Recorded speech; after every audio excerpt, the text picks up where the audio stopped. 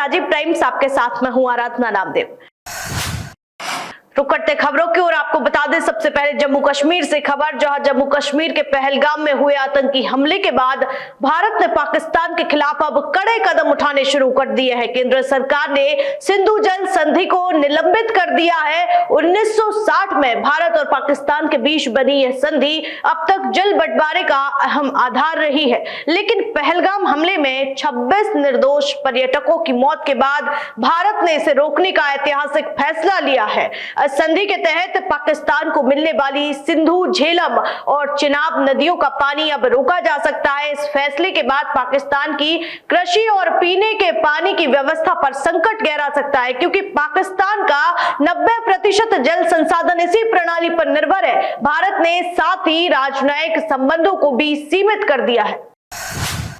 रुक करते अगली खबर की ओर, जहां केरल के त्रिवेंद्रम जिले के पौडीकोनम गांव में के रहने वाले 74 वर्ष के गोपालन चंद्रन आखिरकार 40 साल बाद अपने वतन लौट रहे हैं। 1983 में वे बहरीन एक अच्छी नौकरी उम्मीद में गए हुए थे, लेकिन वहां पहुंचते ही उनके नियोक्ता की मौत हो गई और उनका पासपोर्ट खो गया। इसके बाद वे बिना दस्तावेजों के बहरीन में फंसे रह गए और दशकों तक अपने परिवार से दूर अकेले जिंदगी गुजारते रहे। लेकिन अब लंबे इंतजार और प्रयासों के बाद उनका भारत लौटना तय हुआ है। यह वापसी एक ऐसी कहानी है जो हौसले, उम्मीद और इंसानियत की मिसाल बन गई है। आईपीएल 2025 में मुंबई इंडियंस ने सनराइजर्स हैदराबाद को हराकर अंक तालिका में तीसरे स्थान पर जगह बना ली है। यह उनकी लगातार चौथी जीत है, जिससे प्लेऑफ की दौड़ में टीम ने मजबूती से कदम रखा है। कप्तान रोहित शर्मा की अर्धशतकीय पारी और गेंदबाजों के संयमित प्रदर्शन से इस जीत में अहम भूमिका निभाई है। इस मैच के बाद सूर्य कुमार यादव ऑरेंज कैप की दौड़ में तीसरे स्थान पर पहुंच गए हैं। वहीं हार्दिक पांड्या पर्पल कैप पर सूची में 7वें स्थान पर है। मुंबई की है फॉर्म उन्हें खिताबी होड़ में बनाए रखे हुए है।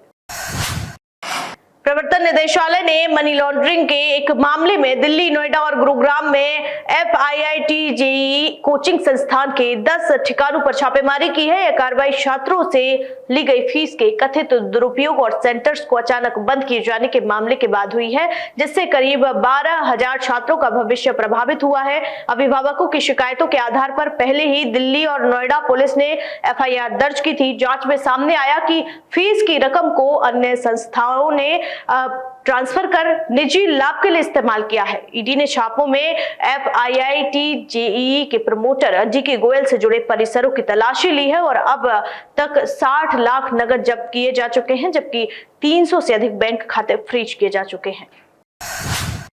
तो रुक करते अगली खबर की ओर। आपको बता दें, जहां कश्मीर में हुए आतंकी हमले के बाद श्रीनगर से इंदौर वापस आने वालों के लिए हवाई यात्रा का किराया अचानक बढ़ गया है। आमतौर पर जो किराया 6,000 रुपए के आसपास रहता था, वह अब 26,000 रुपए तक पहुंच गया है और अब दुबई के किराए से भी 3 गुना ज्यादा है। दुबई का किराया अब लगभग 8,500 रुपए है। यह किराया वृद्धि यात्रियों के लिए बड़ी समस्या बन गई है और वे इस पर सवाल उठा रहे हैं। लोग सरकार से मदद की उम्मीद कर रहे हैं ताकि समस्या का समाधान हो सके। खबरों में फिलहाल इतना ही। देश दुनिया की तमाम खबरें देखने के लिए देखते रहिए राजीव टाइम्स। नमस्कार।